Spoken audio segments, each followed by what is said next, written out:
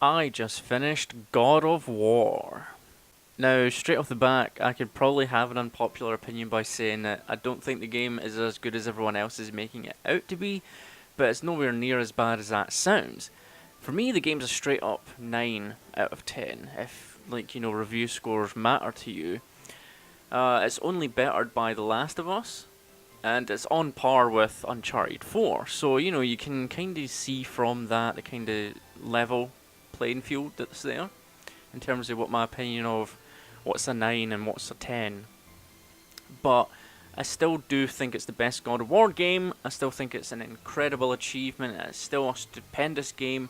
And it is probably still, next to Uncharted 4, the best purebred PlayStation 4 game that's been made so far. It's seriously a great game. I 100%ed it and platinumed it in my first playthrough. Maybe took me about, I want to say 50 hours. I'm probably paraphrasing that, give or take, maybe anywhere up to 10 hours because I don't know how to find out how long I've been playing the game for. But from start to finish, I never wanted to stop. I was always desperate to play a game when I wasn't playing it, and when I was playing it, I never ever got tired or bored or wanted to play anything else. And that says a lot. It's hard to find a game like that. But overall, for me, what's important and best about the game is Kratos, in the sense that it's the best representation of his character, it's the best character experience he's had, it's the most amount of development he's had, it's the most amount of emotion that he's shown, and versatility as well. And it really does ham in how much he's came through the past 6 games to get to this 7th game. And before recording this, I watched a 3-hour long video detailing through cutscenes and all that kind of stuff the entire story of the God of War franchise. And to see Kratos go from child to he's now a middle-aged man, basically, I would say he's in his 40s at this point.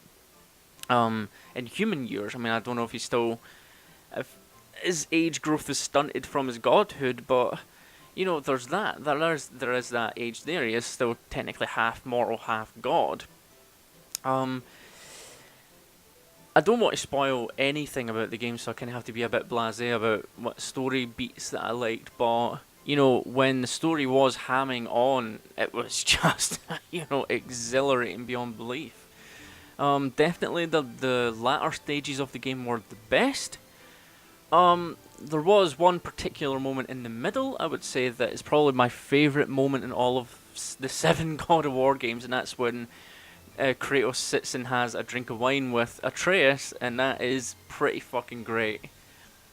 It was just a spectacular moment, and genuinely one of my favourite of all the games. And I like the references to the previous games that this game does. I just kind of wish there was more concrete references when Kratos talks about that time with Atreus, or it gets mentioned in front of him or to Kratos, or when Freya talks to Kratos about it, or Atreus, and when Atreus hears that kind of stuff, he hears that he's a god and he hears about the things that he's done. That kind of stuff I kind of wish was a bit more heavier, a bit more concrete. All that kind of gripiness about that is my own personal gripes, as being such an enormous fan of the franchise. The one thing I actually wanted out of the game, I only ever wanted one thing out of the game, and I wanted Kratos to say to Atreus that he was the God of War, or just for Kratos to have the line, "I am the God of War," sort of thing. I wanted that.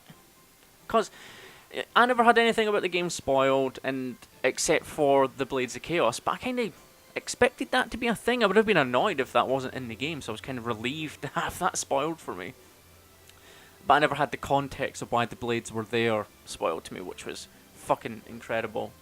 The ending, mind-blowing, absolutely mind-blowing. A lot of people are ranting and raving about Atreus' real name, but I'm more interested in that final mural on the wall than Atreus' name. That kind of stuff will, garner more speed and more weight for me in potential next games, but the last mural in Jotunheim was definitely the one that stuck with me, and I've still thought about it today and trying to come up with an idea in my head of what that might mean.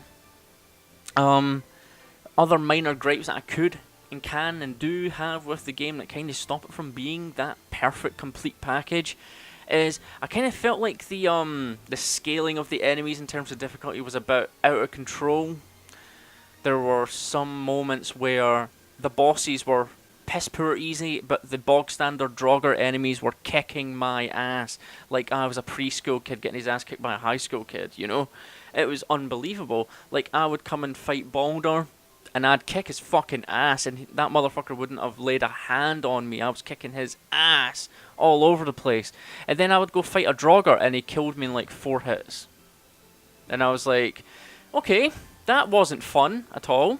That was great killing my momentum there. Like, I just beat the shit out of a god, but this jabroni just fucking kicked my ass. Great, I'm having a good time here.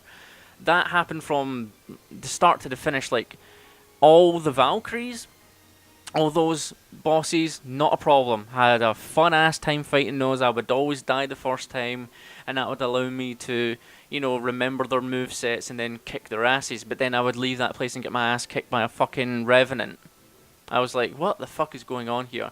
So that was my only real problem with the game, is kind of sort of the enemy scaling and some of the difficulty with the bog standard enemies compared to the boss like type enemies. I thought that was kind of a bit out of whack. But everything else was just spectacular. It is just so phenomenally stunning. You can't even begin to imagine how good looking the game is until you actually see it on your TV screen. I don't remember being this blown away by how a game looked since Uncharted 4. And then, you know, Horizon Zero Dawn was on that level as well. And the original Last of Us, it's like on that level of just, I can't even describe it. Combat, besides the enemy scaling, is meaty as fuck. It's very heavy, very good. And you do feel like you are beating the shit out of your enemies to, you know, kill them. And that's a great feeling. And everything feels gut-wrenching. There's a kill animation when you're fighting Dark Elves that never ever got tired for me, and it always made me wince a little bit because of the sound effect of you, quote-unquote, cracking the backs, or crushing the backs of the Dark Elves. That's really fucking right up there. What a good sound effect. But to close, definitely the best God of War game. Definitely right up there with the best PS4 games. Probably the best purebred made for PS4 games. Incredible. It deserves its success. Everyone should buy it. Everyone should play it. Everyone should finish it. And everyone should love it. It's just stupendous. I might make more theorizing videos later on about other stuff if I ever feel like it. But for now, that's just my straight up feelings about finishing it now. So I'll just end the video here. Thanks for watching if you did. Hope you've played this game and love it as much as I have. I've been This Is Living. Thanks for watching. Be excellent to each other. And I'll see you soon.